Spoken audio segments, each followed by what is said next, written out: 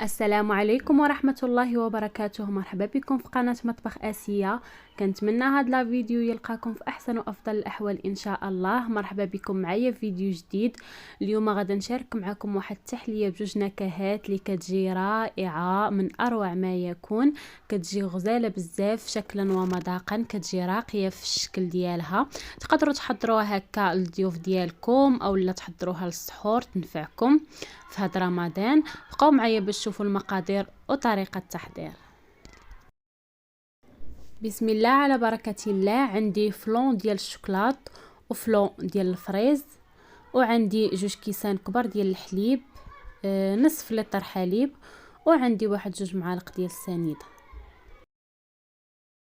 خديت كاسرولة غادا ندير فيها فلون ديال الفريز، وغادا ندير معلقه كبيره ديال السنيده،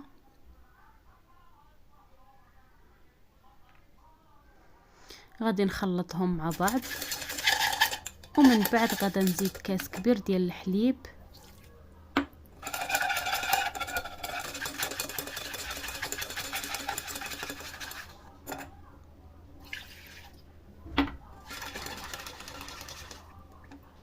صافي. وغادا نديرهم فوق البوطه مع التحريك حتى يغلى ونطفي عليه.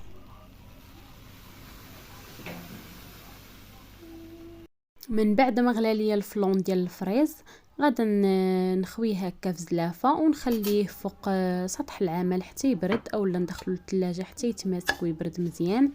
صافي في نفس الكاسرونه غادا ندير الكاس الاخر ديال الحليب، وغادا ندير فلون ديال الشوكولات ومعلقه كبيره ديال السكر سنيده، وغادا نخلط الكل وغادا نديرهم فوق البوطه نفس الطريقه ديال الفلون ديال الفريز حتى يغلى، وغادا نطفي عليه.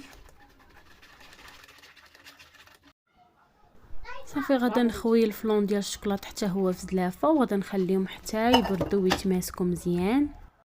من بعد ما بردوا وتماسكوا غادا نبدا بالتحليه ديال الفريز.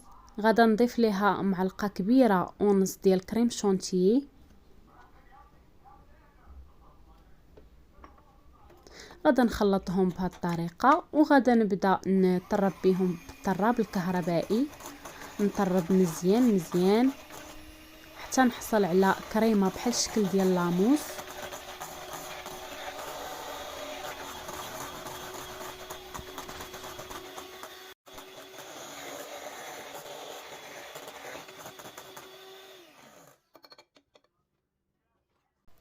نفس الطريقه غادا ندير مع التحليه ديال الشوكولات، حتى هي غنضيف ليها معلقه ونص ديال الكريم شونتيي ونطرب مزيان حتى نحصل على كريمه. من بعد ما وجدوا لي الكريمات بجوج خديت هنايا بسكوي هيرنيس طحنته، وخديت هنايا اوريو ديال درهم، خديت جوج باكيات حتى هما طحنتهم، وعندي هنايا الفريز اللي قطعته قطع صغيره. خديت هنايا كؤوس ديال التقديم. غادا نبدا نضيف في البسكوي اللي طحنت،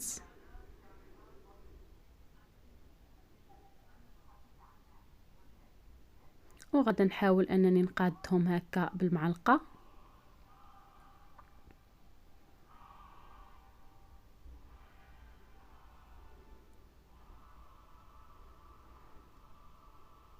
صافي غادا نبدا نضيف الكريمه اللي وجدت. هنايا غادا ندير النكهه ديال الفريز. تقدروا ديروا اي نكهات كتبغيو، ماشي ضروري الفريز والشوكولات، ديروا كراميل او البنان لا الفاني اللي بغيتو. صافي كندير طبقه ديال الكريمه، طبقه ديال الفريز. تقدروا ديروا غير الطبقه ديال البسكوي الا ما بغيتوش ديروا الفريز، كيبقى لكم الاختيار. انا عطيتكم غير افكار وانتم تقدروا ديروا اللي بغيتو. صافي كندير الطبقه الاخرى حتى هي ديال الكريمه.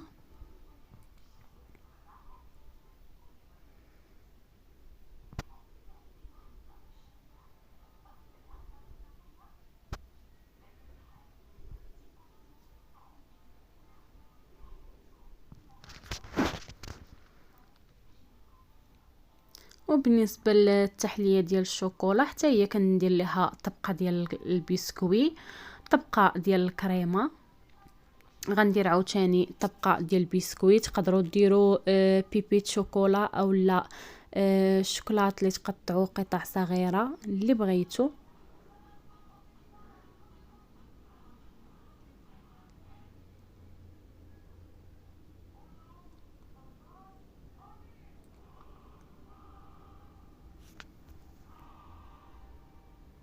غندير الطبقه الاخيره ديال الكريمه.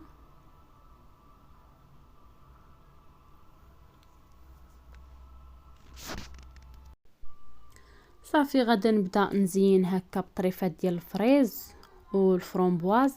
التزيين كيبقى اختياري، تقدروا تزينوا باش ما بغيتو.